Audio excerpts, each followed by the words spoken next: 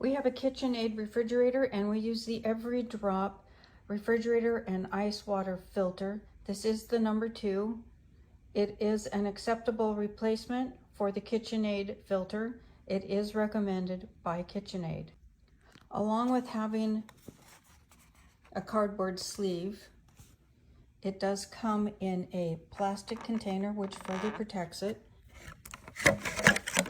To install, you remove this plastic cap and then line up the slots with the inserts inside your refrigerator. You put it in and give it a twist to lock it into place, and you're all done. This thing will last outlasts us for about 6 months. We are a family of 2 adults.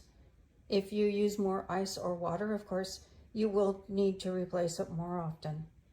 We're very happy with the EveryDrop. I think it does a great job. So the next time you need to replace your KitchenAid refrigerator water filter, consider buying an EveryDrop. I think you'll be very happy with the results.